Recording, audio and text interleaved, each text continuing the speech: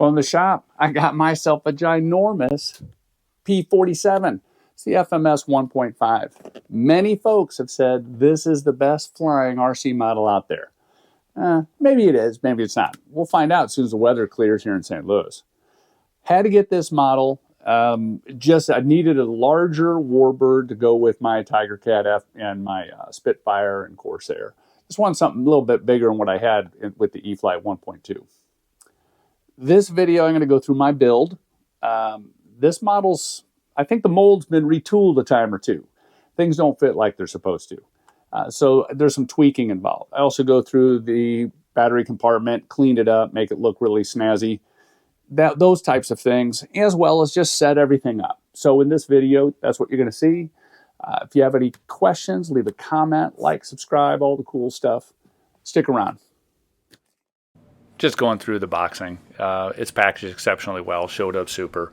You know, one of the most important things to note is that this has gone through quality control, and quality control #1 guy did an admirable job of packing it. The build, for the most part, looks like it's going to take no time at all. It's just a matter of getting everything screwed in. Obviously, for me, getting inside the inside of the fuselage, which, by the way, really kind of surprised me based on size. Got a relatively big hand, and this thing is huge. When you compare, and I'll probably point this out a little more clearly, but when you compare this P-47, a 1.5, to the Eflite P-47 1.2, it's night and day difference. It's not like a little bit bigger. It is monstrously bigger, which will make for a lot of fun. That's hence why I wanted to get this. Love the P-47s, love the Razorback, but wanted something bigger. So here we go. All right, got her all unboxed. I'm not going to do an unboxing or anything. There's 50 of those out on the interwebs. But what I do want to talk about is something that I'm going to do on the wings. Like all of us, you get a plane, go into RC groups, read a bunch of information about the plane. And a lot of people will point out issues or potential areas to be concerned about or look at. One of them is, and I've had experience with this on my Tiger Cat, and that is these old plugs.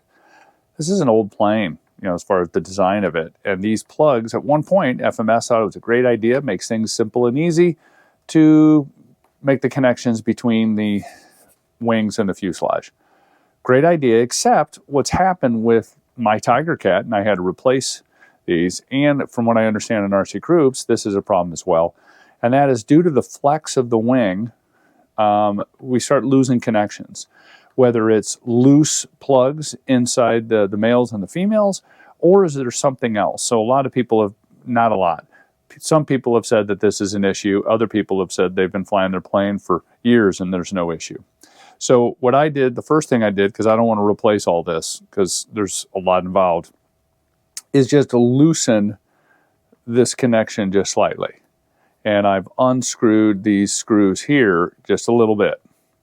And the other thing I'm going to do is apply dielectric grease to those sparingly, which maybe will help as well. I don't know for certain, but I do know that I'm going to be double checking my controls every time I take this plane up, just to make sure that everything is working accordingly. Because that's what happened with my Tiger Cat on the ground, doing a surface check before my second flight, and noticed that one of my wings, one of the control surfaces on one side was completely dead.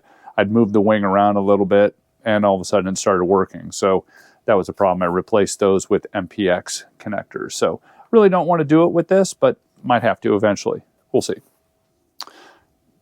Not a lot to do here, other than, for me, is solder in my XT90 connector instead of this. And when I do that, I'll attach my telemetry lead that goes into the volts plug in my receiver. By the way, I'm going with an AR8020T. No AS3X. From what I understand, a lot of people have said, in most of my planes, I don't have gyros. So this will be fine for this plane. And of course, I'm going to put in my shelf liner on my battery tray just to give it some good grip. Great straps, FMS. Thank you for doing that. Need some good straps. Anyway, actually, the straps were super small and they wouldn't fit my battery, so I had to swap out with some other straps. Not a big deal. Clean everything up, make it look pretty, make it look organized, and then get everything attached. This is a super easy build. It's just me and my little nitpicky stuff that takes a little bit more time. All right, XT90 is soldered in place, and I have my lead soldered in there, taped, and I'll figure out how I'm gonna route it and such, but everything is ready to go for me and my XT90 connections. That was pretty easy, and keep on chugging through. Get all these little details in the fuselage before I start assembling. Oh, she's looking pretty inside. Everything's somewhat organized, much better than it was. So receiver's not locked down yet, just because I don't know exactly if it's going to go here or tuck it over somewhere else. Not sure yet. It'll depend. And one of the things that I like to do is get my battery in and out. How is this going to get plugged in? Make sure I'm not interfering with anything. After I figure that out, then get my receiver locked down, lock down some of these wires here, get my antennas placed in a proper orientation. One's going to go horizontal, another one's going to go vertical. Usually use my fancy little tubes that I use for those kind of things to make sure that this part of the antenna is straight, and you can achieve that by putting it in one of these little tubes that are specifically made for that kind of thing. The FPV drone guys, quad guys, use these a lot. Anyway, just some of the stuff I'm going to go through next. Get the tail on, and then we'll put the wings, and we're getting close. One issue I'm having right now is as I try to put this carbon fiber tube in, it's really, really tight. So, in fact, so much it won't go through the other side. And I can kind of see in there that there's some obstructions. So, what I'm going to do is take a fine rat tail file. Actually, it's a chainsaw file for sharpening chainsaws. And I work it just slightly, very lightly.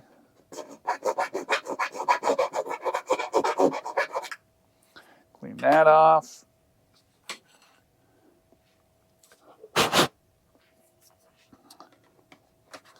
See if that now goes through a little bit better. It does not. So I'm going to take a little bit more work on getting that cleaned up. The other thing I'm going to do is make sure that this is slightly polished up. And I can do that with one of these guys. I'm going to take this.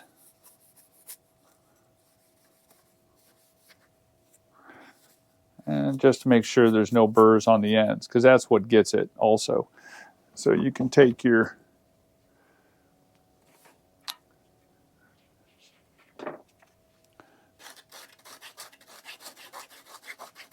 little sandpaper,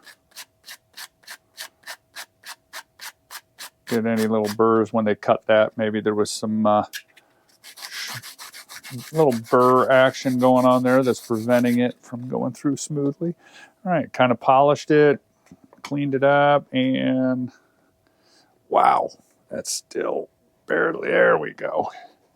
Now she's in.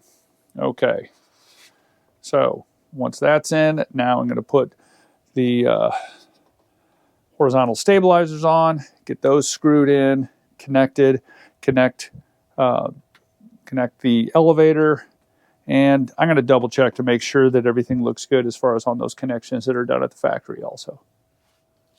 So this is a very tight fit as far as when I'm trying to put this in here. So I'm just going to squeeze down some of this. Kind of squeeze down this leading edge here, this edge on on here so it slides in maybe a little bit better, but it's awfully tight. So hopefully I can get that in and do the same thing on the other side. I think I'm going to put this one in first. See if I can get it to slide in good. Seated properly so I can get the screws in. Boy, it is tight. I'm rocking it back and forth a little. Try to get it seated all the way, and boy, it just really doesn't want to go in. Afraid I'm going to break something. Okay, now boy, it is taking a lot of force to make that fit. Shouldn't require that much.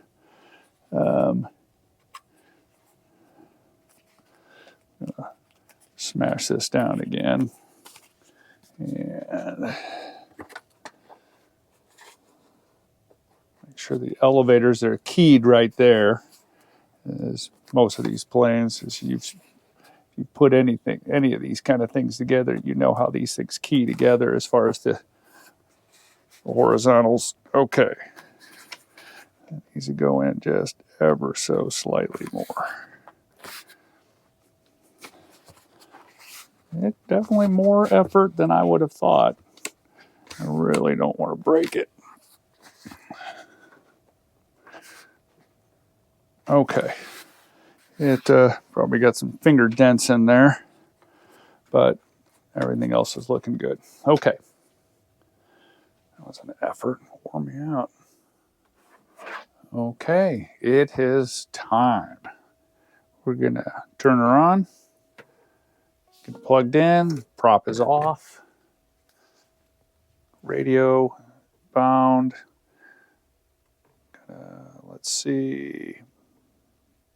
Oh, I'm going to turn my throttle on and all the way so I calibrate the ESC.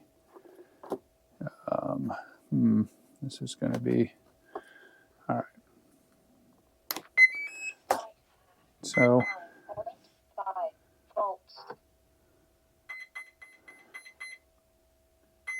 All right, so flight pack 23.9 volts. So I'm getting my battery call out, checking my ailerons that they're moving, at least they're moving in the right direction, which they are. I don't have my elevator set up yet because we wanted to make sure that the servos were centered before I did that. And then let's see. So rudder is backwards. So I'm going to go into my servo setup, go into reverse, and reverse the rudder. So now moving the correct way. As far as elevator, if I push forward to go back, let's see. And I think that's going the right way. Now, test flaps. Let's see if the flaps are working properly. A little bit of flap, a lot more flap. It's probably way too much flap than what I'll need, but everything's working properly there. And now I'm going to drop the gears, make sure they're working good. Gears come down. Oh, look, oh, so beautiful. Very pretty. Excellent. And gear up.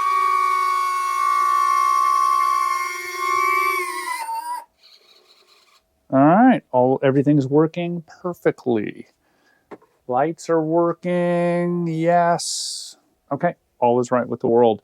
Now I'm gonna hook up the elevator, figure out what I want to do about the battery compartment as far as where I want to put the receiver so it's not in the way when I'm sliding that tray in and out, and then do the control surfaces and start working on the center of gravity. One thing you'll notice is these aren't lined up properly. And if those aren't lined up properly, as far as what I mean by that is they need to manually be raised up a little bit so they're in line with the wing root right here. So once that gets leveled out and that looks perfect, then I'll make sure that ailerons are centered manually. Right now, my trims are all, at 0. But I want to make sure all the control surfaces are perfectly, zeroed out. Elevator's done, rudder's already done, and so just going to have to do a little work on that. Then I will go and measure my control surfaces for my 3 rates, low, medium, high. I'll do that for maiden, and then usually I just stick on 1 rate. I don't mess around. I just make it all, for maidens, I like to have a mix just in case. But after I've flown it a bunch and I get it tuned up, I don't mess with it. Okay, so here's what we got. Basically, the control surfaces for the flaps weren't lined up properly. So manually took that off, screwed that where it needed to be. So these are nice and perfect. Both sides were off. And same thing with the aileron. So again, remove that, turn it in or out, depending on what you need to do. So everything is nice and even. It just helps on maiden. Trimming makes life a little easier. So control surfaces for the wings are good. Control surfaces for the tail section, everything's good there. Now it's a matter of working on the actual distance, the throws, and my rate. Well, she's all done. Ready to maiden. Weather is horrible, so I don't know when that's going to happen, but hopefully soon. All cleaned up. Everything is nice and tidy like I like it. Had to put on different straps on the battery tray just because the ones that came with it looked like they were maybe for 4S batteries, so that wasn't going to work. Got my receiver all set up. I'm not putting in a satellite, but I do have telemetry on my battery. Got my 2 antennas, one vertical and the other one over here. You can't see, it's horizontal. Everything's looking good. CG is right now to book at 95 millimeters. I'll play with that a little bit to see how she flies and make adjustments as needed. Okay, before I fly, a couple things I want to note. One is the prop is gorgeous, but I wanted to make sure it was balanced, and it actually was pretty solid, so I was pretty happy with that. The next thing was, and I found out, as soon as I opened up the canopy, I couldn't get the hatch off. It was locked in place. I was pulling on it really hard. And I think sometimes, these older molds, things are bigger. They don't fit well, let me say this. They fit a hell of a lot tighter than they should. I had to sand the inside of the canopy area to make it so it wasn't so doggone tight. The other thing is I'm not the greatest pilot in the world. I know eventually I'm going to end up off the runway in the grass, and I'm going to flip this thing over. And when you do that on these tail draggers, it's inevitable. I've had it done. I've done it, and it's going to mess up the tail. So instead of waiting for that to happen and me damaging the tail and trying to fix it, I'm inserting a carbon fiber rod down the middle of the tail, about a 4-inch section. Drill a hole in there very carefully, and then insert that with some glue, foam to foam, GE6000, whatever you want to use type of glue. But it just helps prevent that wrinkling. Well, she's all built. She's all tested and ready to go. Everything is perfect. Now I just need to wait for the weather to be a little bit more perfect. So stick around for the maiden, and if you have any questions, leave a comment, like, subscribe, all the cool stuff. Thanks. Bye.